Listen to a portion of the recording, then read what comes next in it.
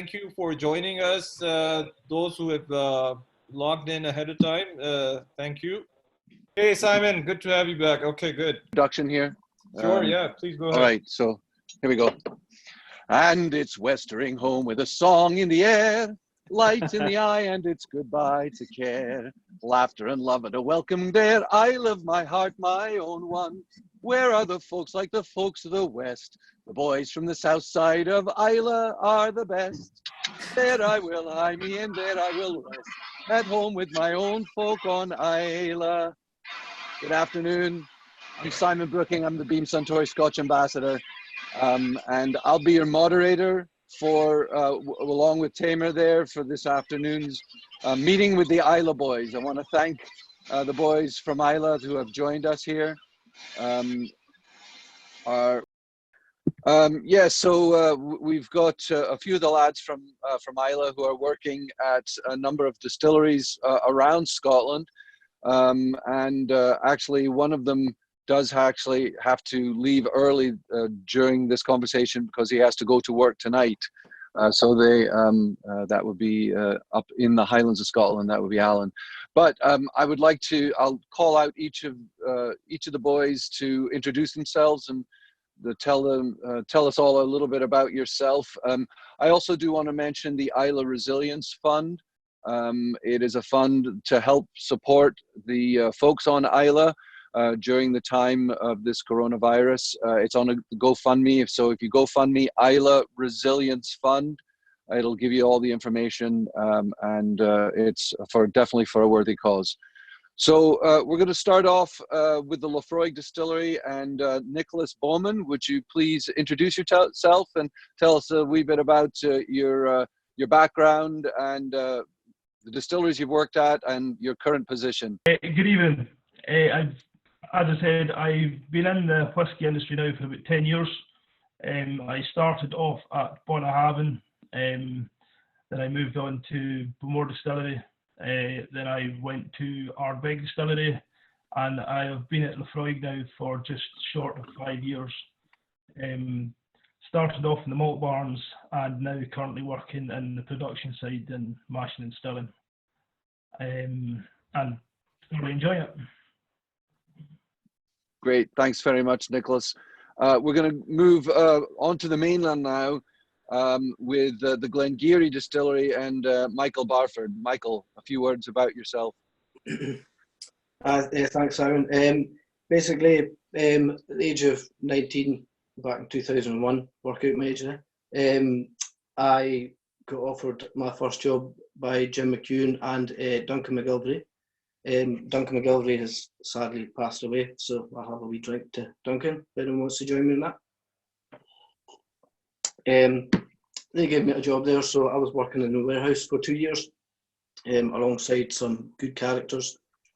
I left Bruichladdich. I went driving for quite a number of years, working alongside most of the distilleries, working the road haulage, hauling malt, hauling tankers, hauling casks, loading casks, transporting everything. In 2013, I made my breakthrough into Kilchoman, so I started there in production and worked there for just over 3 years, doing the malting, the mashing, and the distilling. So I learned a lot there. It was really good, and it's all hands-on, as you can imagine, because it was just that new site. So after that, I actually moved on to Bruichladdich again, went back to my roots, and I got a job as the tanker driver. Was my job, tanker driver and warehouseman. So I had the job of moving the spirit around the site, loading the tanker, things like that, taking the whiskey up to the warehouses, taking it back down to the bottling hall, all these things, just working around the site. It was amazing the amount of liquid that actually moved about the site for such a small distillery, but they've got such a big operation that goes on. And then after that, I decided I wanted a new challenge, and I moved away, partly also because of my partner, who was from Meldrum, which is where Glen Garioch is. So I moved up here. It took me a year and a half, but I managed to get myself back into the whisky industry, and I absolutely love my job there. And that's me. Thanks so much, Michael. We're going to stay on the mainland here and just go up the road a wee bit to the Kininvie Distillery and Alan Hyslop. Alan, please, a little bit about yourself. Okay, thanks, Simon. Hi, everyone.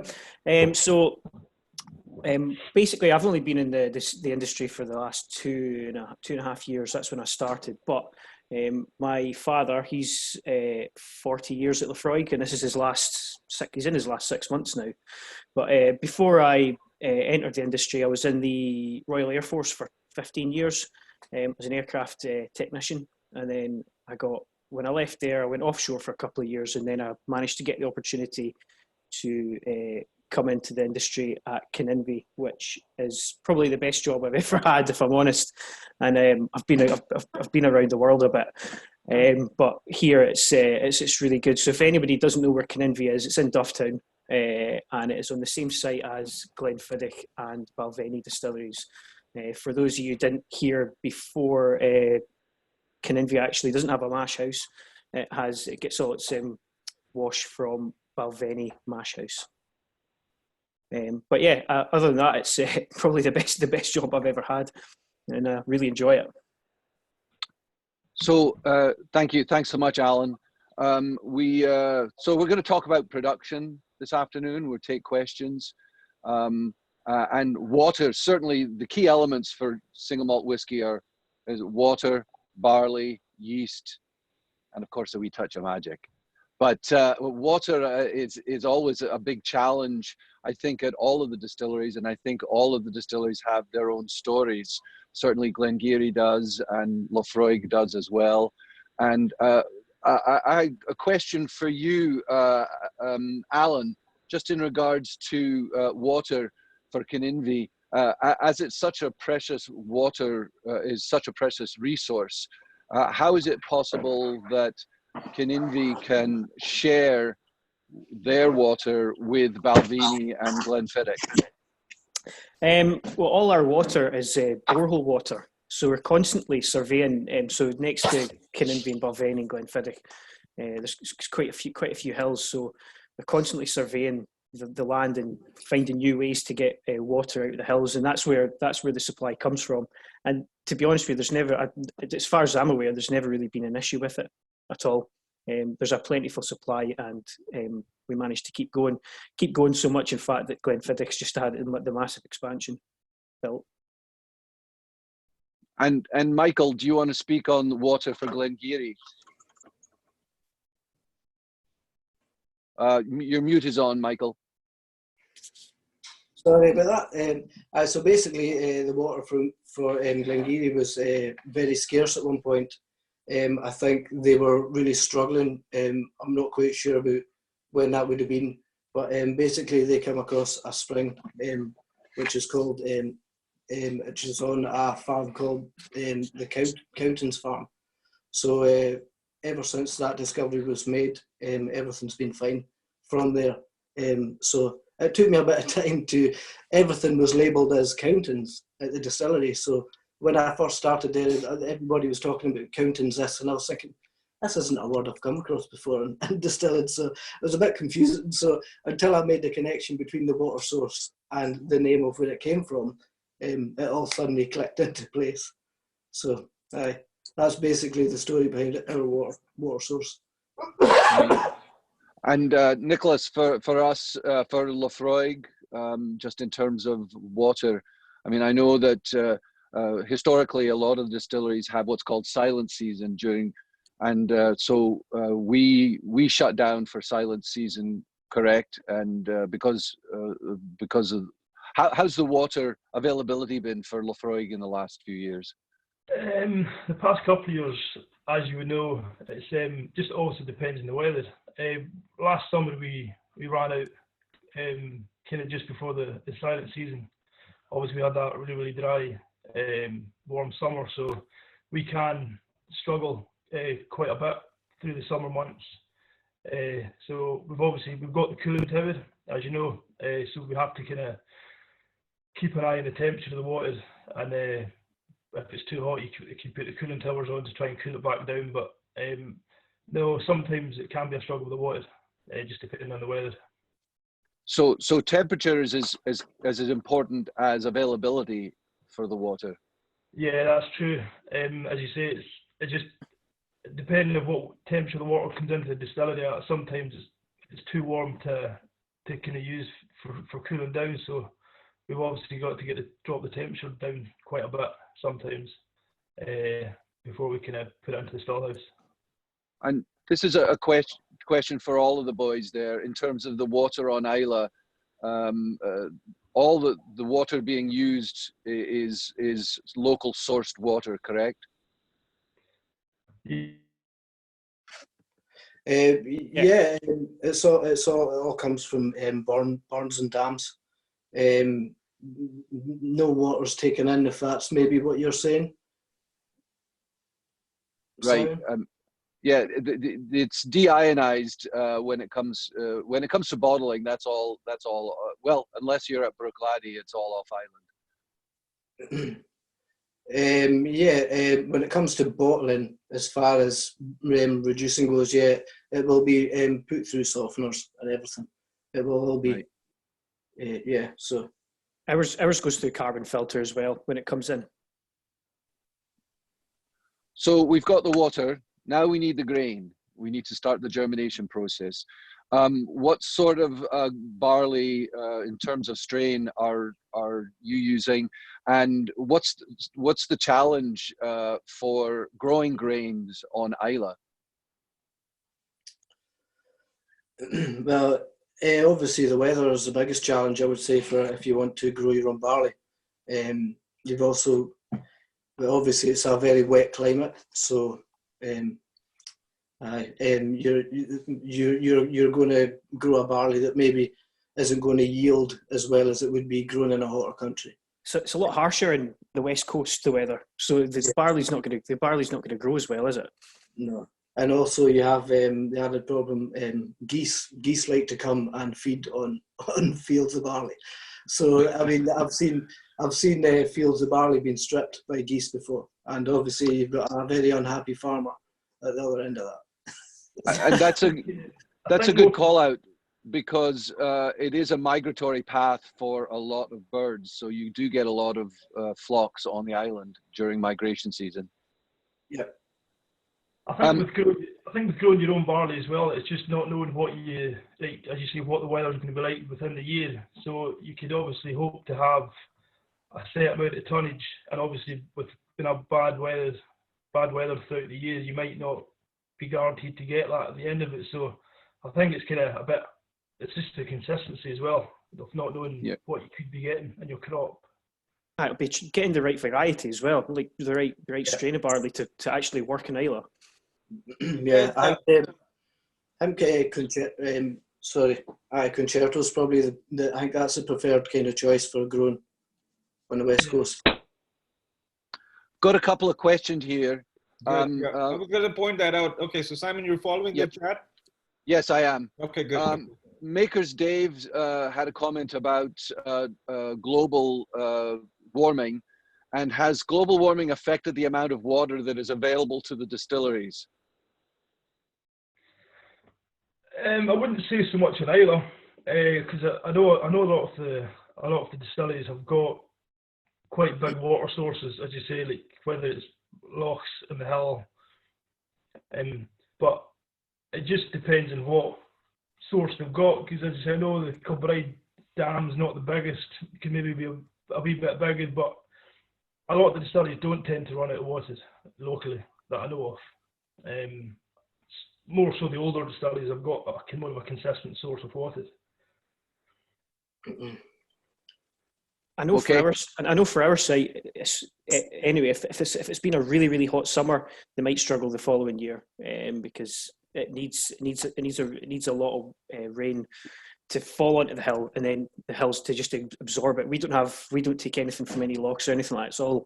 It's all underground water that we get our supply from. So unless you've got consistent rain over the winter, you're not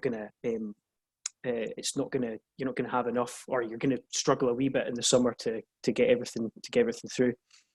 Right. And on the other end of maturation, the other end is maturation. And I know that global warming, certainly the warmer temperatures are affecting evaporation and the angel share. Have you seen that at your distilleries? Sometimes it's hard to judge, really. You can just go to it can be down to your casks. Do you know what I mean? Sorry, Mike. Also down to the warehouses as well, and how well ventilated they are, and what their kind of temperature control is for the warehouses. That'll have the massive effect. So if they're regulated enough, then I think I'm not sure it would affect it too much, but I'm not sure. Okay, I've got another question here from Alex Remington. And does the natural peat in the water on Islay affect the taste of the spirit at all? I wouldn't say it does. I would say, well, it's definitely got a peaty colour about it. But if you were just to use the water that was filtered through peat, I don't think I haven't really seen it having an influence on the end product, unless you're using peated malt. Yeah, if anything, the peat certainly also serves as a filter, a fantastic filter, giving us a very clean water on Islay. I think that question probably depends on who you ask as well. I personally prefer drinking peated water out of a barn rather than bottled water. I think it tastes a lot cleaner, more refreshing. So whether it does have an impact on the whisky later on is probably anyone's guess. So has anybody bottled Islay water commercially? There was a company. I've seen it on the island. I don't know who they were again, but they started bottling it and selling it off as just as kind of like 500 ml bottles and sampled like kind of droplet bottles. Right, but, as branch water to add to your whiskey. Yeah. There was actually a business quite a number of years ago that started up, and they tried to do Islay water, but the company actually never took off. It never. I wouldn't name any names or anything. The company never took off, but that was back in the day. I dare say that if you put out an Islay water nowadays, it would take off. So Islay's an island today of 3,200 people. Are there different cultures on the island? Is there a north and south to the island? I mean, I know there is geographically and geologically there are differences between the north side of the island and the south side. Where are you lads from? So we're all from Port Ellen. So we're all south of the island. So basically, if you're asking if there's a rivalry, yes, there is. Yes, there is. It's just a kind of bit of a banter about us all, if you know what I mean. So it's obviously we'll argue that the South of the Island is the best because it is. So me, Alan, and Nicholas, actually, we all played in the same football team when we were younger. So if you're ever speaking to any of the production boys when you're over on Islay, mention Kildalton and old football team. It's actually defunct now. We went bust. But so we all played for that team. And again, I was the best player. I'll just say that. And Kildalton is in reference to the Kildalton parish, which is the southern portion of the island. For those of you that have not been to Islay, the Kildalton cross is one of the finest examples of Celtic crosses in the world. It's just down, go to the end of the road past Ardbeg, and it's a lovely walk and a lovely day's walk to the cross. And so that's Kildalton, that's the reference that Michael's making. And Alan, you had mentioned just that you thought that Port Ellen was more the industrial side of the island in some ways. Yeah, that's it. For me, it's the industrial heartland of Islay. If you go the south side of Islay, that's where everything's happening. And if you go more north, past Bowmore, and then over to like the Rins and everything like that, it's mostly kind of holiday homes up that way. So if you've got, because of the south side, you've got the three distilleries so close to each other. and that's where all the barley comes in. Does the barley doesn't go in at the rins, does it? The barley comes in the boat at Port Ellen. Yeah, Aye, yeah. That was my job for years. Yeah. The barley boat would come in, and it was my job to shift all the barley with bars up to the maltings. So that was my job. Yeah. Well, that's right. I mean, so you've got the pier where the barley comes in. You get the maltings, then you've got Laphroaig, Ardbeg, and Lagavulin. Yep. So but it was my job to shift. They would malt it, and then I would shift all the malt, distribute it around all the distilleries. So I would go in the morning, and they would say, I've got this many loads to all these places. So, and then I would just jump in my lorry, load my malt, and head off to Cleela, come back, go to Lagavulin. So that was my job. It was enjoyable. How many loads a week was it? Weekly, you're talking maybe sometimes up to 6 or 7 a day. So I sometimes over 30 loads a week, depending on what was happening, because Bunnahabhain sometimes do their peated malt, so they'll take their malt from the maltings in Port Ellen. So you've got what tonnage came in on the boat of barley? Usually it was between 1,600 and 1,800. It got up to so if you were lucky, you got 1,600. If you were unlucky, you got 1,800. So you had an extra kind of 6 or 7 loads to shift up to the maltings, and you would do it in 30 tons. So you would have to kind of try and keep a track of how many tons you had shifted. And if you hadn't written a load down, and then or if you forgot, you were a bit kind of, because the boat itself would hold 1,800 tons. So the pure silo would hold 600 tons. So I had a job of moving 1,200 tons up. And when the boat's unloading into the pure silo, if I've misjudged my account of barley, and I think I've done enough, if I've added an extra 2 on by mistake, then if I think I'm finished and I go away, the pure silo chokes up and they can't empty the boat. And I get a phone call at 10 o'clock at night saying, the pure silo's full, you need to come back out of the lorry and do another 2 loads. That happened a lot, didn't it? It did. Your wee brother used to phone me.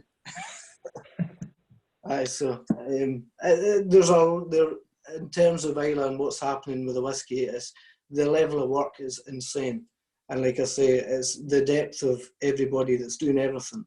It's there's so much happening. Michael, you bring up a really good point in terms of production on the island and the infrastructure of the island. Right now we have 9 distilleries. Soon, within the next couple of years, to have, when Port Ellen goes online again, 10, plus Sukhinder Singh's new distillery has passed planning. One of the big challenges on the island is, with all of those industrial vehicles on the road, just the infrastructure itself and being able to support.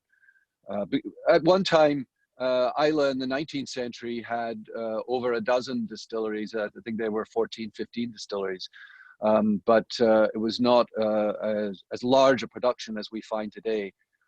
What are the challenges for the island as whiskey production increases for Islay? I think the main ones on the island is probably just housing. Obviously, because just trying to get folk to work in distilleries, because there's not much. It's a very, very small percentage of folk that are unemployed on the island. So even just trying to find folk to work in these new sites would be a struggle, because you just tend to find that folk kind of just jump from one to the other.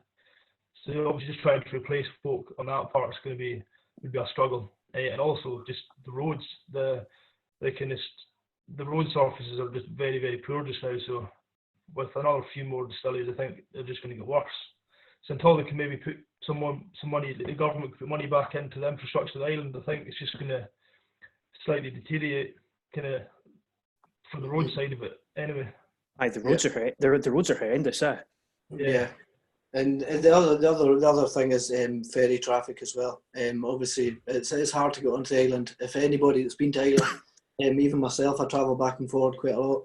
And if you're trying to book your car on the ferry, it's a nightmare, because it's full of lorries transporting malt and tankers and case goods off the island as well. So, I mean, it's got its challenges, but hopefully the island will be able to cope with it, and it'll move forward, and it'll get it'll get the investment that it needs, because more distilleries, more whiskey, it's a good thing.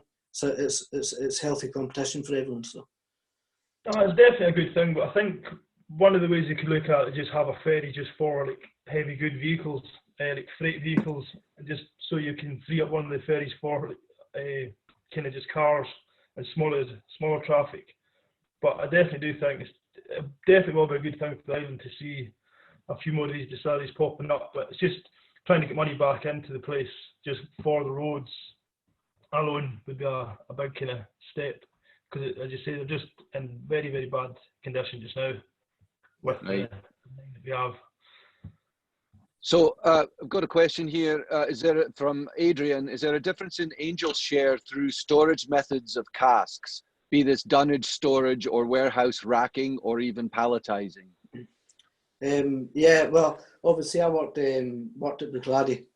So at Bruichladdich you have all different types of.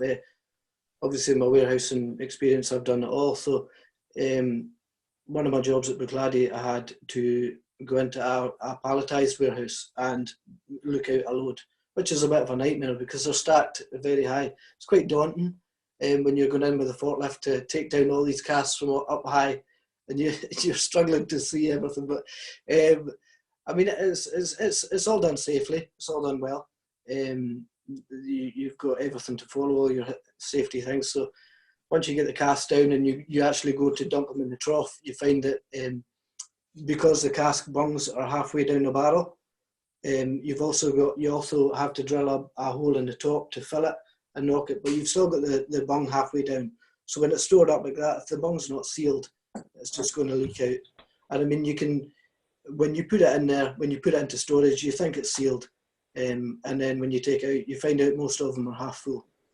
So in general, the angel share will be a lot worse with palletized casks. That's my view on it. Anyway.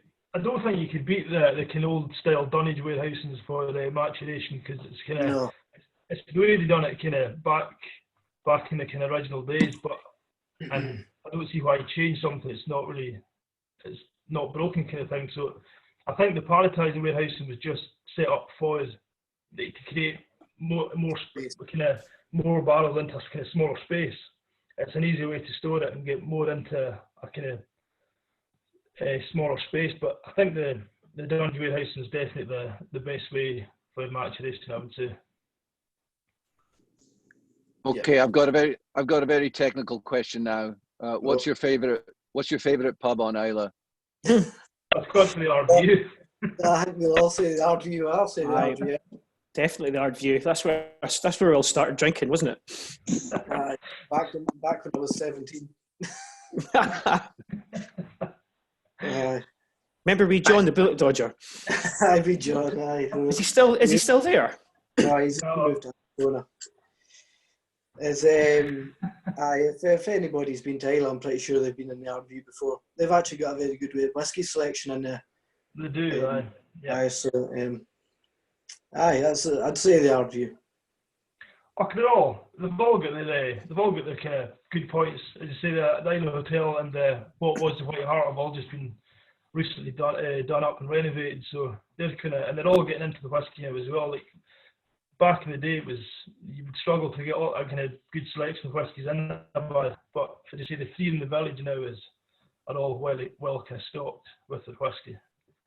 And that's due to tourism, because like the amount of so we were like 1920, and compared to now, I don't think there was as many folk as there, because now it's just absolutely mental with people going over. So the pubs have had to like cater to that, which is good. It's never a bad thing. I mean, you see the size of the ferry that we used to have compared to what they have now, and they've got the two ferries coming in to cater for all the tourists. And it's a great thing. It's a great thing for Ireland. I would always say that when I was younger or growing up, nobody on the island is a stranger. Anybody that's there, you would happily blether away to them. If you go out for a drink, there's somebody there you don't know, you'd end up best friends with them by the end of the night. So it's right. the island hasn't changed that much in a few hundred in 100 years. I'll point out the old Islay airport here, if you can. Hasn't changed much since that, has it? No. It's No. still the hardest security to go through the airport of the Islay. I've got a question here. Are the distilleries heating warehouses in Scotland like some bourbon distilleries are doing in the US? Are they heating? Sorry. Heating warehouses. I wouldn't say. No, No. not as far as I know. No. Heating warehouses. We're not up here, no. Doesn't get cold enough to need to heat it. The warehouses are very cold. If you've worked in a warehouse in the wintertime, it's nearly unbearable. You need to have some very good thermal clothes. Right, but it's not quite freezing though. No, it's not freezing. No. I think you get a good variety of temperatures as well on the island. As you say, in the summer months, you go in and it's kind of very, very hot with the sun coming in through the roof. And obviously in the winter it's cold, but it's not anywhere near freezing. I think it's a good balance in temperatures for the whisky. I think up here, like our warehouses are designed. They're designed to have the kind of most constant temperature that they can. So even when it's cold weather, it's going to be slightly warmer than the coldest weather. But when it's really hot, it's still going to be ventilated enough so as not to heat up too much. If that makes sense. Mm-hmm. So I've got a question for you. What is, for working at the distilleries, what's one of the most important tools that you need? I think probably just your head. I think you've got to be switched on. I think you've got to be switched on as soon as you walk in the doors until you walk back out, because as you say, you're working with quite an expensive product. So any small mistakes could be a kind of complete disaster. And obviously a lot of money kind of down the drain as we speak. So I think really, I think you've just got to be switched on. Yeah, when I start, I think the best thing to do is have a good attitude. Definitely a good attitude and have your head switched on. That's the most important thing you can have going in working in process anyway. I would say. Yep, I would wholeheartedly agree with that. The job is a massive responsibility, and I mean, as far as running your still goes, if you miss your cut, that's the whole still. You've ruined the whole spirit. So you really need to be switched on. Same with the mash. There's so much to watch. There's so much to watch constantly. Like 80% of the job is monitoring. So if you're not watching what you're doing, then you will make mistakes. I think as well it depends on what part of the kind of process you're working in. Obviously the warehousing is a lot of hands-on with casks and working in warehouses and up and down racks, and so I think there's a massive safety aspect in that as well. But as again, if you're not switched on, then obviously health and safety is kind of, well, you're not really going to be thinking about it, but the kind of safety, definitely switched on, and health and safety is kind of the two most important things I would say within the whole kind of process. Yep. So in terms of the casks, bourbon, sherry, and I'll give a quote from William Sanderson at 1864, and this is one of the earliest references to aging and maturation, and he wrote, "It is well known that whiskey casks stored in sherry soon acquire a mellow softness which one does not get when put into new casks. I thought it was going to be much more romantic, but basically it was an accident that sherry butts color and mature whiskey," and that was from 1864. In terms of the casks that you use at Glen Garioch, at Kininvie, at Laphroaig, are there challenges in working with the different types of casks? Are there favorite casks? Are there special casks that you enjoy working with and enjoy the whiskey that comes from it? Well, my favourite when I was in the warehouse at Ardbeg, my favourite was probably the sherry butts. I think when you got the sherry ones into refills into, the smell of the sherry was beautiful. So even just, and then seeing the finished product at the end when you take the whiskey back out and you had that kind of nice red kind of tinge of colour to it. So I would say my favourite was the sherry butts. Yep. As far as Glen Garioch goes, to be honest, I've not actually done a lot of warehousing there, but one of my favourite ones was actually when I was at Kilchoman, they'd done they were fully matured in port casks. It was only 4 or 5 years old, but it was the colour on it was amazing. It was a beautiful dram, nice and sweet, so I would say that a port cask, not. It wasn't finished in port. It was fully matured. It was in there from the day it was made, and it was lovely. I don't know if any of you have had the port Kilchoman, but it was nice. Yeah, that's that's my favourite as well. Like the port finish. Like a favourite dram of mine is the Balvenie 21-year-old portwood finish, which is like it's just unreal. But again, it's all down to your personal preference, isn't it? Yeah, some people like different things. But as far as like our barrels are concerned, I think it's all about sourcing the barrels as well, depending on what barrels are available, and then that it's all down to the master blender and what he can do with the stocks, and then what barrels they can maybe try and do something with. So, Islay, as well as Alan, you at Kininvie, the three of you have had a chance to work at some of the oldest distilleries in Scotland, as well as work in some of the newest distilleries in Scotland. Is there a preference in terms of working styles, or are there is there a difference between working at, say, Glen Garioch and Laphroaig versus Ardbeg and Kinninvie? I think the new kind of plants are all well. I know Ardbeg, it's a lot more modern, even in the kind of process side of it. So I think the kind of more traditional sides, I quite like that as well. Just there's not probably many distilleries now that are just completely traditional with the kind of manual hand valves and whatnot. A lot of it now is kind of automated. Yes. I think a lot of the newer sites now are going down the kind of the completely automation rather than kind of manual kind of work. Yeah, I mean, Kininvie was opened about 1990.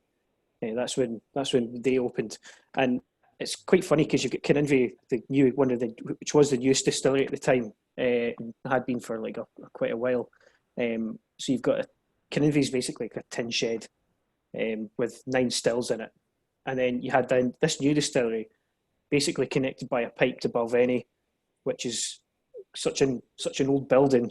And like if anybody's ever been around Balvenie, it's all nooks and crannies, and pipes are going through massive concrete walls, and it's pipes everywhere. Whereas you walk down 200 yards to Kininvie, and everything's so well laid out. The engineers love it at Kininvie because everything's so easy to get to, and it's so nice and spaced out for them to get access to valves and pumps and everything. So it's funny that. Yes, I mean, in my experience, I find that Kilchoman was very very hands-on, and basically when you're working hands-on and you need to actually go there and do things, you're taking in a lot more as well. You're learning a lot more about the process, and so the time that I spent at Kilchoman was a massive 3 years for me, and I learned so much about the whole process because I was doing malting, mashing, distilling, maintenance work as well when I had to. So basically, the hands-on for learning, and you're kind of more at one with your workstation as well. So for me, I would say the hands-on way is the best way. We got a question here from Ulf. The water is softened before entering distillery. What problems can hard water get you?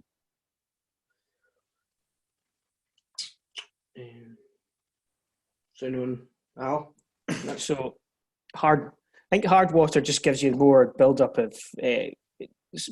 Obviously, if it's harder water, it's harsher on the equipment. So it needs to come through some sort of filtration before it goes through the process. But you've also got you've got three types of water. So you get your processed water, product water, and I can't remember another one. So like stuff for the boiler water, we actually take fill condensate and use that as our boiler water. So then that needs to be treated as well, and all the harshness taken out of that and softened through salt and chemicals before it goes into the boiler to produce our steam for the whole site. And then you've got the cooling water, which comes up from the Fiddich River, and that gets pumped straight up to all three sites, and goes to go through the condensers. But as far as product water and hardness is concerned, going through the equipment and stuff, it's gonna, if it's too hard, it's gonna cause issues further down the line if you don't keep on top of it or treat it before it comes into the distillery. Yeah. So we've got another question here regarding the shape of the line arm.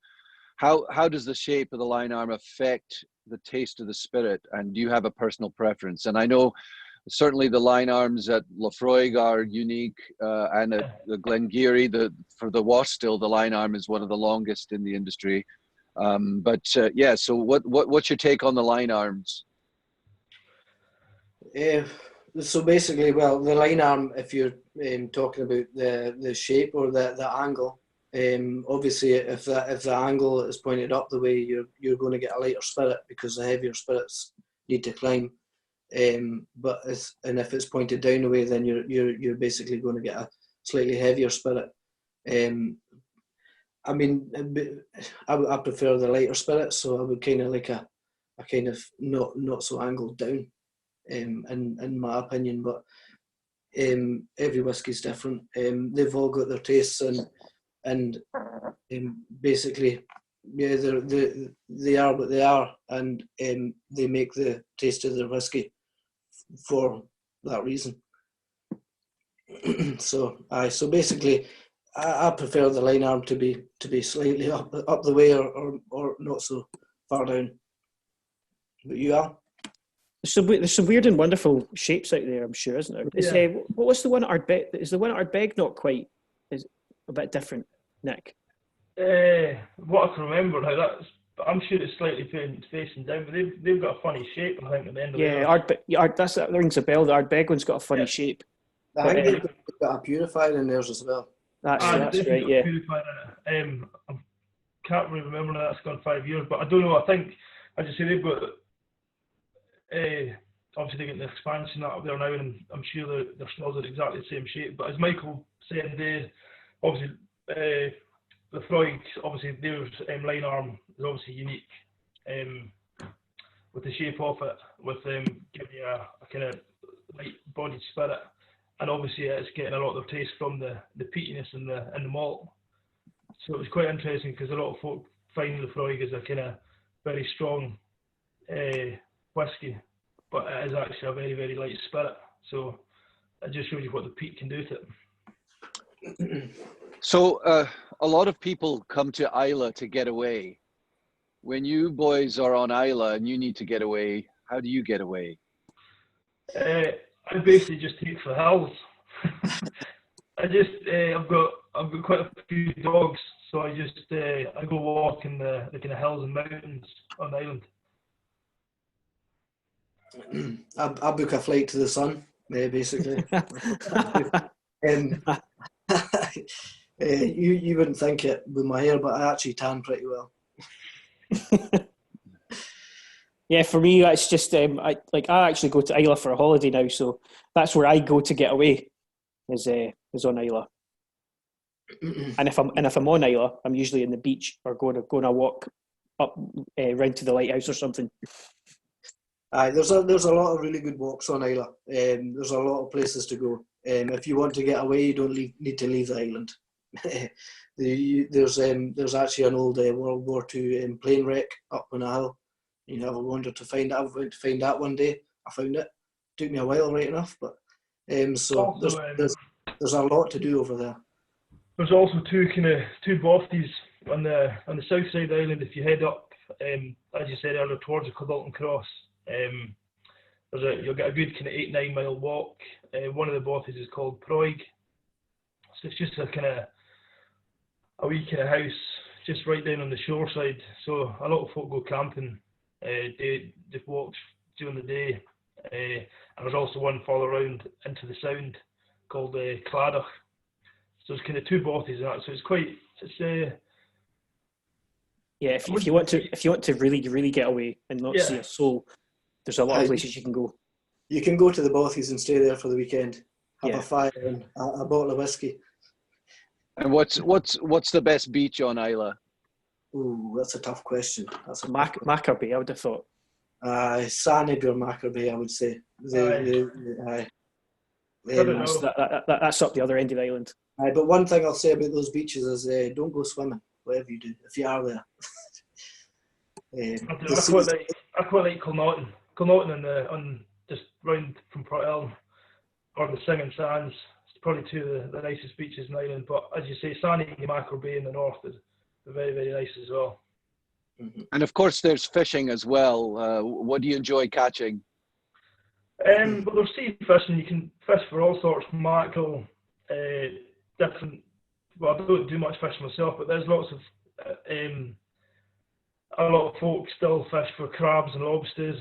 There's local fishing boats still supply that to the island, and also there's kind of hill fishing in lochs. You can fish for salmon, sea trout, brown trout.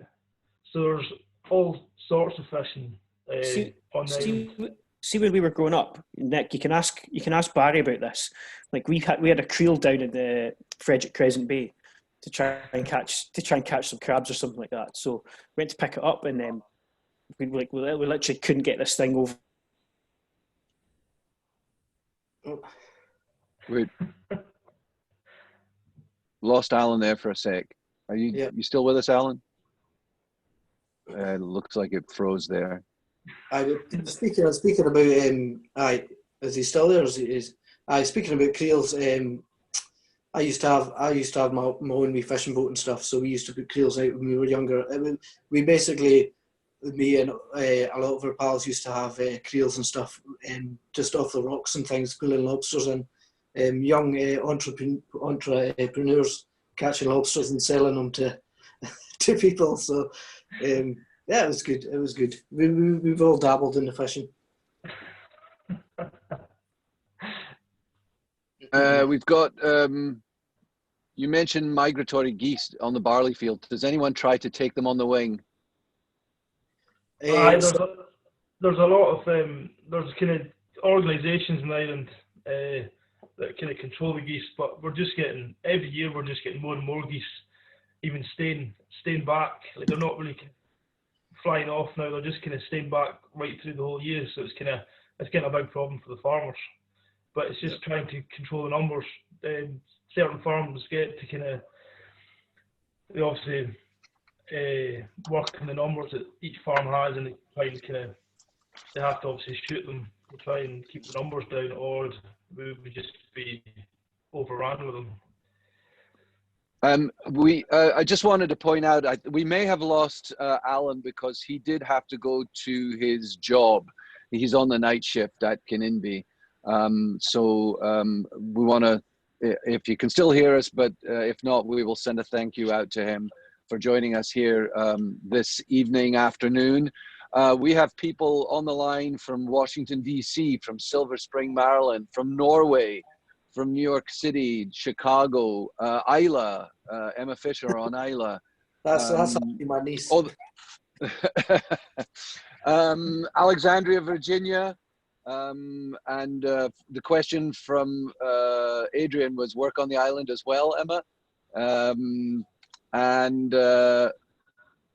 Emma works for Lagavulin, Kalila and the Maltings. And hello, Hollis from New Hampshire. I think it's time for us to have a toast. We need to drink some whiskey. So if you've got a glass in hand, I'll raise a glass. And of course, we know the name of the island is Islay, right? It's a Gaelic word. It means the island of Ireland. Simple folk, don't beat around the bush. But here's the toast. I must go down to the sea today, to the lonely sea in the sky, and all I ask is an Islay cask and the friends to drink it dry. Cheers, Slange. Ange. Done.